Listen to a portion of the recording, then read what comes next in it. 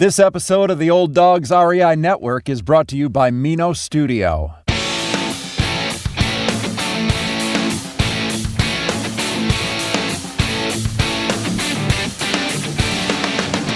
Welcome to the Old Dogs REI Network, where cash flow is king.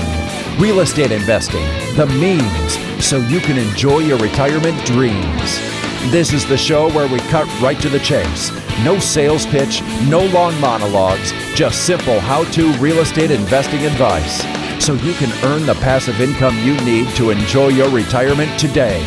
And now, your host and chief old dog, Bill Manassero. Hello, old dogs, and welcome to Fun Facts Friday. This is our once-a-week, only on Friday show, where we have special episodes not featuring guests, where I will share tricks, tips, terminology, and techniques that will help skyrocket you to real estate investing success. Today's topic is foreclosures, up 132%, housing crash or market correction.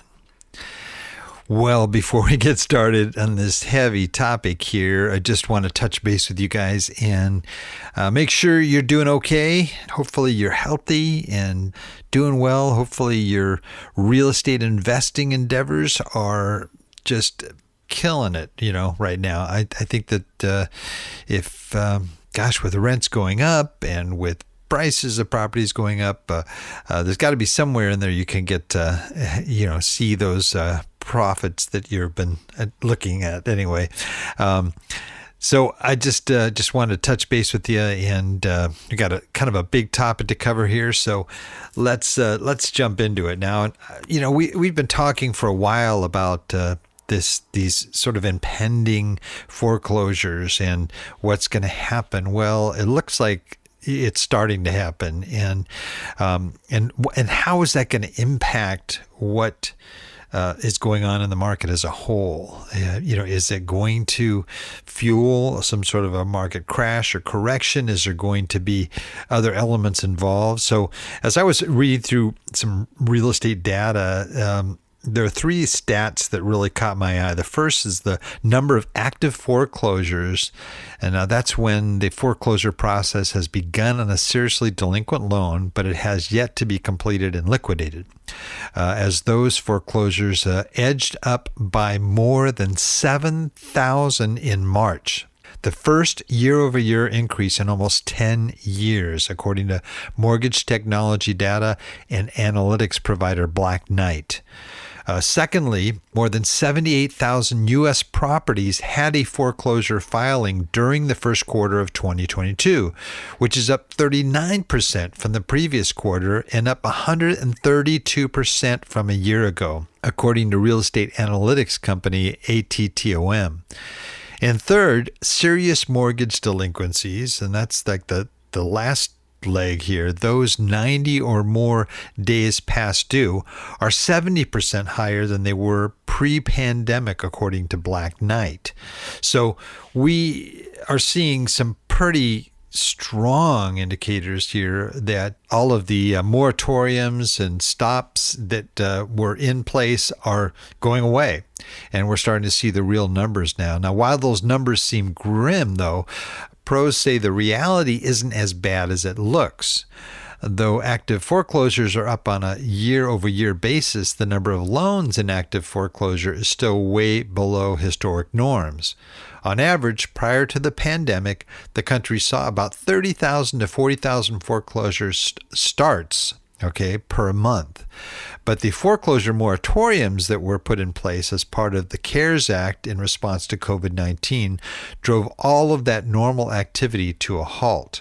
And for the most part, the continued low foreclosure starts are because the vast majority of folks who had taken advantage of forbearance have come out of such plans and returned to performing on their mortgages. So when you look at the overall numbers, it doesn't look as bad as it sounds. Those who remain in forbearance may still have protection against foreclosure until they reach the maximum allowable forbearance period. So there are still those that are still protected. As for foreclosure filings, Rick Sharga, Executive Vice President of Market Intelligence at ATTOM, says that though foreclosure activity increased significantly in the first quarter of 2020, that doesn't indicate a sudden weakness in the housing market or the U.S. economy. Mortgage servicers are essentially catching up on processing foreclosures on loans that were already in default or more than 120 days delinquent prior to the pandemic. Many of these loans, fairly old, issued prior to 2009, and he says, we're not expecting to see a huge wave of foreclosure activity anytime soon, even with the dramatic increase in first quarter foreclosure activity. We're still running at about 50% of the normal level. So you're getting different, and this is what the whole economy is like right now. You'll have one extreme, and then you'll have somebody come on the other side. And so you have to kind of weigh it out yourself. Finally, regarding serious mortgage delinquencies, though they are up since the pandemic, in March they fell 12% for the strongest single-month improvement in 20 years. And there are actually more than 1.2 million fewer serious delinquencies than there were last March, Black Knight reports. Okay, so what is it? Are we hitting this tough period? What's more, delinquencies overall are way down. Black Knight further reports that 30-day delinquencies, and that's borrowers who were just a single payment past due, plunged 20% from February. The reason for this decline? A combination of rising unemployment, student loan deferrals, strong post-forbearance performance, and millions of refinances has helped put downward pressure on delinquency rates. So why do foreclosures and delinquencies matter overall in the first place to the housing market? Why would we even talk about a potential crash? Well, I think there are people that are watching foreclosures and delinquencies because they are often a sign of distress, which can indicate weakness in the housing market. Given the decrease in delinquencies from a few months ago, experts suggest that even a minor uptick from the beginning of the year isn't a reason to worry. According to Jeff Ostrowski, an analyst at Bankrate, these delinquency rates are so low that they're not having much effect on the overall housing boom. So we got this huge boom going on, and we have these other delinquencies and foreclosures and so forth. But compared to the boom, he's saying that it's not really that significant. Although the housing market needs any and all new inventory, Ostrowski says he doubts the volume of foreclosures will be enough to really make a dent in the inventory squeeze. According to him, he says foreclosures are at a very low level and the legal process can take months. So he doesn't expect any real fallout from the foreclosure uptick. What does that mean for home buyers and sellers? I mean, does this mean we can go out and find some great deals out there? Pros say that you shouldn't expect a shift in the housing market as a result of these foreclosure upticks. Holden Lewis, a home and mortgage expert at NerdWallet, says, with demand for homes exceeding supply by so much, no one is going to get a foreclosure for a steal. Competing buyers are bidding up prices for all homes, including foreclosures. So for those of us that are thinking, oh man, there's tons of foreclosures, we're going to get some good deals finally, he's saying that's not going to be the case because the demand is so strong, right? And there's a shortage. It's possible, however, that you'll come across foreclosed property while searching for a home. And if you're considering buying one, you'll likely want to understand the different types of foreclosures listed for sale. Okay, and that's important to know about. Lawrence Young, a chief economist at the National Association of Realtors, says many real estate investors are looking for a deep foreclosure bargain, but it's still a seller's market. Depending on the stage of the delinquency process, you may find pre-foreclosures where a lender notifies the homeowner that they're in default. Okay, short sales where a homeowner tries to sell the home for less than the mortgage home value due to financial distress. Sheriff sale auctions where properties in default are sold at courthouses. Bank foreclosures known as real estate owned properties, REOs. And government foreclosures where properties are purchased with loans from the Federal Housing Finance Agency or Veterans Administration. So those are the various types of foreclosure type products out there. Properties in foreclosure can be found on the multiple listing service as well, so you don't need to go hunting undercover for them. They're available for anyone to see. I don't know about pre-foreclosures so much, but properties going through foreclosures are also listed sometimes in newspapers, bank offices, and websites. For buyers considering a focused property, auctions are another venue to find available houses. So these foreclosure products are at different stages are going to go into these other more public arenas that people can buy from. That said, a serious delinquency can be devastating for a homeowner because it means a hit to their credit score and potentially a default in foreclosures, says Ostrowski. The silver lining is that because prices are holding strong, a struggling homeowner should be able to sell their home before losing it. But the same homeowner then has to keep themselves afloat in an expensive rental market. So they still have to survive, especially the inflation that's impacting just living in this. So, why would this, for example, suggest or even lead to the people to look at the possibility of a housing crash or correction? Now, speculation about a possible housing bubble has taken full bloom this spring home buying season. We're seeing it now, and talk of bubbles inevitably leads to the question of whether the bubble will pop, right? With a crash, or more gently ease back down to earth in a modest correction. Now, as the Federal Reserve's decision to raise interest rates from near zero levels propels mortgage rates to a 12-year high, it's put additional pressure on housing costs. With housing affordability sitting at a decade low, the home buying frenzy that rocked the real estate market is beginning to fizzle. And that means a larger shift is looming. According to Sam Katner, Freddie Mac's chief economist, while springtime is typically the busiest home buying season, the upswing in rates has caused some volatility in demand. It continues to be a seller's market, but buyers who remain interested in purchasing a home may find that competition has moderately softened. As homebuyer demand wanes, either one of the two can come to happen to fruition here, a correction or a crash.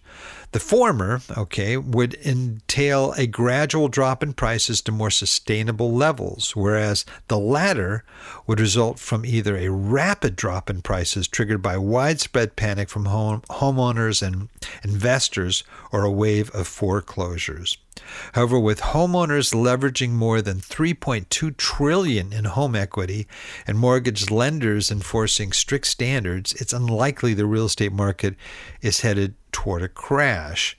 That's not necessarily my opinion, but I think that anything can happen in this kind of a market, especially, and we doubt that it'll be anything along the likes of 2008, but it could be a crash, could be a moderate crash, but we don't know yet. And I think everybody keeps saying this isn't the housing market of 2008, and it's not. There were a lot of other elements there that have since laws that protect those things from happening. The COVID-19 housing market is drawing many comparisons to the real estate market of the mid-2000s, but the two periods couldn't be more different. According to the Odetta Kushi, First America's deputy chief economist, this is not the same market of 2008. It's no secret the housing market played a central role in the Great Recession, but this market is just fundamentally different in so many ways. The housing bubble that led up to 2008 crisis is attributed to a combination of cheap debt, predatory lending practices, and complex financial engineering that resulted in many borrowers being placed into mortgages they could not afford. The situation triggered a foreclosure crisis among homeowners and a credit crisis among the investors who owned bonds backed by defaulted mortgages, and birthed a global recession. In 2002, the real estate market is in a much better position. Almost all American households have rebuilt their nominal net worth to pre-recession values, and lending standards have tightened while home values have soared. However, despite the market's improvement, there still remains a great imbalance between supply and demand. But as buyer demand declines amid soaring costs, it's easing competition, and that could mean a correction rather than a crash. Now, is the real estate market, bracing for a soft landing? As homebuyers' demands fall, the real estate market is approaching a slowdown. According to the Census Bureau, U.S. new home sales have declined every month in 2002, and in March they fell to a 4-month low, highlighting the impact soaring borrowing costs are having on potential buyers. According to Mark Palem, Fannie Mae's chief economist, higher mortgage rates along with the really strong home price appreciation create affordability challenges for many home buyers, and that's going to slow the market down. He says we already have a slowdown in both home sales and the rate of home price appreciation.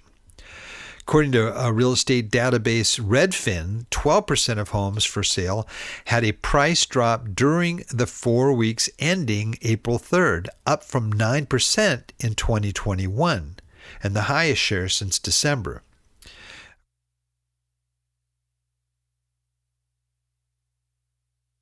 Significant. Usually is when the spring home buying and selling market begins to heat up. A lot of people, looking to get into a house before school starts, moving to a new area and so forth. But this year, things look like they're cooling down a bit instead. Doug Duncan, the chief economist of Fannie Mae, thinks the housing market is bracing for a soft landing. Duncan says that mortgage rates have ratcheted up dramatically over the past few months, and historically, such large movements have ended with a housing slowdown. Consequently, we expect home sales, home prices, and mortgage volumes to cool over the next 2 years. So, to say, we got a crash coming, a lot of people are kind of leaning against that. But, we're seeing dramatic things happening in different areas. Some areas being hit really hard, like in LA County. Across the U.S., house prices, they've dropped 1/3. Okay, so that's pretty significant. But places like L.A. County, or in the area near where I live, there's been a U.S. price index rise 2.1%. So we're seeing both, and they're happening back and forth, back and forth. So as the real estate market cools, if it's going to continue to do that, up until August, September, and midsummer, the fundamentals that supported its growth, like record high home prices and home equity, are likely to keep it relatively healthy, according to some of these experts that I've quoted. This could mean a correction rather than a crash on the horizon. But at this point, I think many people are at a sort of watch and see what really is gonna come down to. I think the bottom line is a few modest price drops are not a real estate catastrophe. Measuring economic trends by looking at 12-month changes tends to smooth the ups and downs of any benchmark, whether the volatility is tied to seasonal variations, short-run impact of events, or just noise in an economic yardstick. But this statistical softening can also delay the reality check that's much needed by markets of any asset as inflection points, okay? So considering what's happening with Wall Street right now, anything can happen. I think we need to, keep our eyes open. I think we need to be aware of what's happening not only in real estate, but we have to look at the stock market as well and the rest of the economy. We can't just zero in on a few key statistics to be able to estimate what is going to be the long run here. And if we continue to see drops in the market, that's going to have longer term effects that could impact what happens in real estate as well. Well, that's the show for today. I know it doesn't sound like it's all that promising, but I think more than anything else that we need to be optimistic. So I say cautiously optimistic, and hope for the best. Again, real estate, if it does go down, it's going to go up eventually. So we have to keep that in mind, and maybe a longer term play than you were thinking initially. But I think overall, it's still the best place for your money. Well, that's it for now. Please note, Old Dog listeners, everything presented here today can be accessed in our detailed show notes at the Old Dogs website at olddogsreinetwork.com/blog. Just look for the episode entitled Foreclosures Up 132%, Housing Crash or Market Corrections.